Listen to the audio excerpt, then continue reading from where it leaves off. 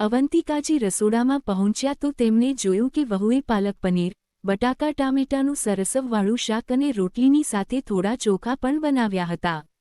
અવંતિકાજીને ખૂબ જ ગુસ્સો આવ્યો કારણ કે તેમણે તો ફક્ત રોટલી બનાવવાનું જ કહ્યું હતું. તે બરાડતા બોલ્યા, અરે ઓ મહારાણી, આ રાત્રે ચોખા કેમ બનાવ્યા છે તે? કોમલની સાસુ અવંતિકાજી તેને વળતા બોલ્યા. સાસુની વાત સાંભળીને કોમલ ધીમેથી બોલી, મમ્મીજી, મને ચોખા ખાવાનું મન થયું હતું, એટલે મેં બનાવી લીધા. બપોરે પણ મેં ચોખા નહોતા ખાધા. સવારની રોટલીઓ વધી ગઈ હતી તો તમે કહ્યું હતું કે તારા માટે ચોખા ન બનાવતી, રોટલી જ ખાઈ લેજે. મને દિવસમાં એક વાર તો ચોખા જોઈએ જ, એટલે મેં વિચાર્યું કે રાત્રે મારા માટે થોડા ગરમાગરમ ચોખા બનાવી લઉં. તમે લોકો તો રાત્રે ચોખા ખાતા નથી, એટલે મેં થોડાક જ બનાવ્યા છે. અવંતિકાજી તેને ધમકાવતા કહેવા લાગ્યા, આ ઘર મારું છે. આ ઘરમાં ક્યારે શું બનશે એ જોવાનું કામ અત્યારે મારું છે. અરે, જ્યાં સુધી મારી સાસુ જીવતા હતા, ત્યાં સુધી તેમણે મને એક પળ માટે પણ એવો અહેસાસ નહોતો થવા દીધો કે આ ઘર મારું છે. હવે સાસુના મૃત્યુ પછી આ ઘર મારું થયું છે, તો હું તો આ ઘર પર રાજ કરીશ. હવે પછી મને પૂછ્યા વગર તું કંઈ પણ રાંધતી નહીં. આટલું કહીને તે ગુસ્સામાં પગ પછાડતા રસોડાની બહાર નીકળી ગયા. કોમલ નવાઈ પામીને તેમને જતાં જોઈ રહી. કોમલના લગ્નને 4 મહિના થયા હતા. તેની સાસુ વાતવાતમાં તેને એવું જતાવતા રહેતા કે આ ઘર તેમનું છે, વહુનું નથી. કોમલ વિચારતી કે અત્યારે તો હું નવી આવી છું, ધીરે ધીરે આ ઘરમાં મારું સ્થાન બનાવી લઈશ. પણ તેની સાસુ તો સુધરવાનું નામ જ નહોતા લેતા. કોમલ કોઈ પણ કામ પોતાની મરજીથી નહોતી કરી શકતી. તેની સાસુ તેને મેણા મારવા લાગતા, આ ઘર મારું છે તો બધું કામ મારી મરજી મુજબ જ થશે. કોમલ ધીરે ધીરે ખૂબ ઉદાસ રહેવા લાગી હતી. જોકે તેનો પતિ વિરેન્દ્ર તેને ખૂબ પ્રેમ કરતો હતો, એટલે પતિના સાનિધ્યમાં તે થોડી પળો માટે પોતાની મુશ્કેલીઓ ભૂલી જતી. તે પોતાના પતિને સાસુની ફરિયાદ પણ નહોતી કરતી કારણ કે તેને લાગતું હતું કે તેનો પતિ વિચારશે કે તે મા દીકરા વચ્ચે અંતર લાવવા માંગે છે. તેથી તે મૌન રહીને પોતાની વેદના પોતે જ સહન કરી રહી હતી. એક દિવસ અવંતિકાજી સવારની ચા પી રહ્યા હતા, ત્યારે કોમલ ધીમેથી બોલી, માજી, સવારે વહેલા ઘણી બધી વાનગીઓ બનાવવાની હોય છે તો ગેસ પર કામ કરવામાં મોડું થઈ જાય છે. હું વિચારું છું કે એક ઇન્ડક્શન કુકરટોપ લઈ લઈએ તો રસોઈ બનાવવામાં સરળતા રહેશે. તેની સાસુ ગુસ્સામાં કહેવા લાગ્યા, વહુ, ઘરમાં કઈ વસ્તુ ક્યારે ખરીદવી, એ જોવા માટે હું હજી બેઠી છું. તારે આ બધું વિચારવાની જરૂર નથી. આ ઘરમાં વર્ષોથી 2 ચૂલા પર જ રસોઈ બનતી આવી છે, તને બનાવવામાં શું તકલીફ છે? તે ધીમેથી બોલી, મારે કલાકો સુધી રસોડામાં ઊભા રહેવું પડે છે. જો ઇન્ડક્શન નહીં તો ઓછામાં ઓછો 4 બર્નરવાળો ચૂલો જ ખરીદી આપો. અવંતિકાજી મોઢું બગાડતા કહેવા લાગ્યા, મેં કહ્યું ને કે આ ઘર મારું છે તો તારે મગજ ચલાવવાની જરૂર નથી. આ ઘરમાં ફક્ત મારું જ ચાલશે. જ્યાં સુધી મારી સાસુ જીવતા હતા ત્યાં સુધી તેમણે આ ઘર પર રાજ કર્યું. હવે મારો સમય છે, તો તું મારી સત્તામાં દખલ કરવાની કોશિશ ન કર. આજે તો કોમલની ધીરજની સીમા આવી ગઈ. તે કહેવા લાગી, મમ્મીજી, જ્યારે તમારી સાસુ ઘર પર રાજ કરતા હતા ત્યારે તમને ખરાબ લાગતું હતું ને? જ્યારે તે ગુજરી ગયા ત્યારે તમને તો મોટી શાંતિ થઈ હશે કે હવે ઘર પર તમારું રાજ હશે, હવે ઘરમાં તમારું ચાલશે.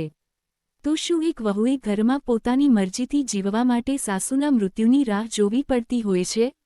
આ તો હું બિલકુલ કરવા નથી માંગતી. આ સાંભળીને અવંતિકાજી ડઘાઈ ગયા. તે કહેવા લાગ્યા, વહુ, તું આ શું બકવાસ કરી રહી છે?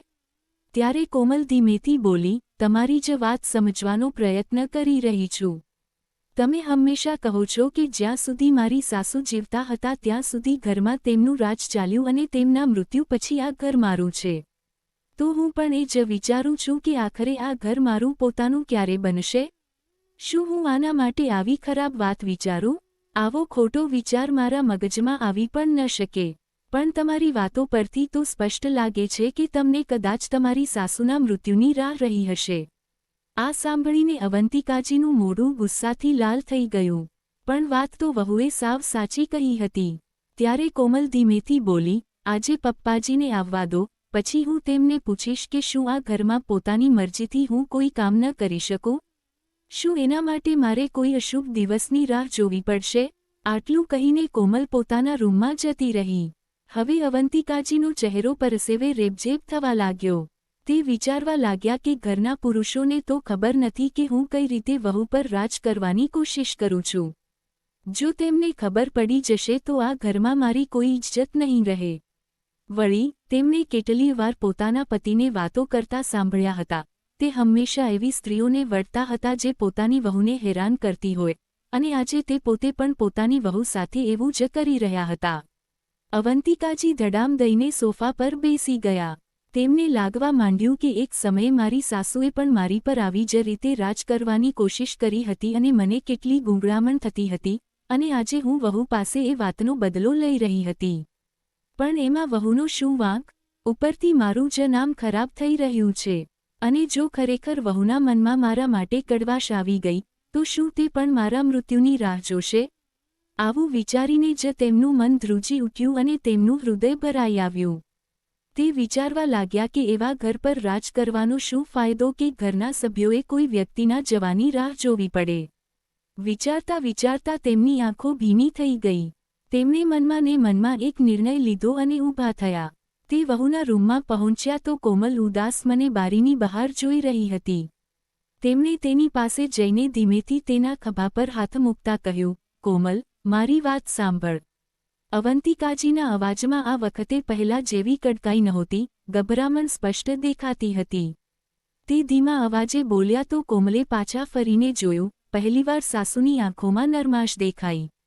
અવંતિકાજીએ તેનો ખભો પકડ્યો. વહુ, મારા માટે મનમાં કોઈ કડવાશ ન રાખતી.